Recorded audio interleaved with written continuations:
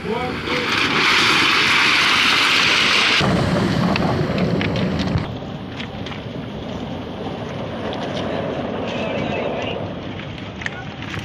خیبر پښتونخوا کلچر اینډ ټوریزم اتارټۍ زیر اهتمام انډس جیپ ریس پای ته رسیدلی دی. د جیپونو دا ځغل د فرنټیر 4x4 په مرسته راجوړ کړل شوی و. د ټوریزم اتارټۍ ترجمان تر مخه په هڼ صوابۍ دریای سیند کې د ګاډو د دې ځغل لپاره 2.5 کیلومتره ټریک جوړ کړل شوی و، کوم چې سخت کاڼیز او د دریای سیند په اوبو مشتمل و. د جیپونو په دې خوندور ځغل کې په ای کیټګري کې ډاکټر ندیم نعیم اولنی، ارشد دویم او بابر دریم پوزیشن ترلاسه کړی دی. په بي کیټګري کې منصور علي اولنی، رضوان مشهدي دویم او ولید دریم پوزیشن ترلاسه کړی دی. په سی کیټګري وینټیج کې عمران حیدر اولنی پوزیشن ترلاسه کړی دی.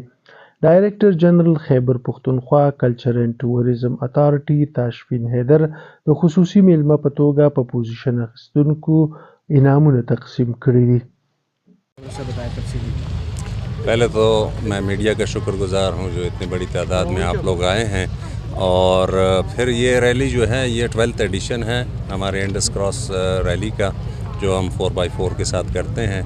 اور اس میں بابر بھائی کا بہت شکریہ جو اتنے سارے لوگوں کو اکٹھا کیا انہوں نے.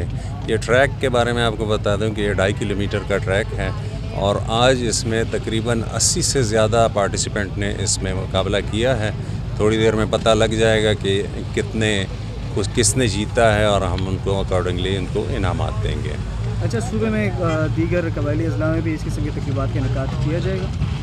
ہماری کوشش ہے کہ باقی جتنے بھی ہمارے ڈسٹرکٹ ہیں، اور خاص طور پہ جو ابھی نئے مارچ ڈسٹرکٹ ہیں، ان کو بھی ہم ادھر لے کے آئیں، اور جہاں جہاں پہ بھی روایتی کھیل ہیں اور جو بھی چیزیں ہیں ثقافت کے ساتھ جڑی، ان سب کو وہاں پہ بھی ہم دوبارہ سے شروع کرا دیں.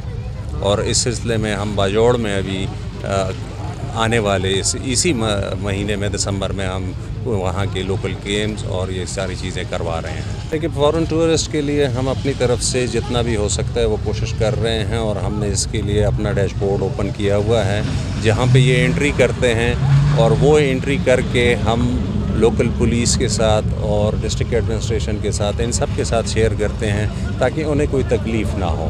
اور ٹور آپریٹر کو بھی ہم نے سب کو رجسٹر کیا ہوا ہے، اور اسی کی وساطت سے ہم سارے علاقے میں جہاں جہاں پہ بھی فارن ٹورسٹ جاتا ہے ان کا اندراج بھی کراتے ہیں اور ان کی ہیلپ بھی کرتے ہیں.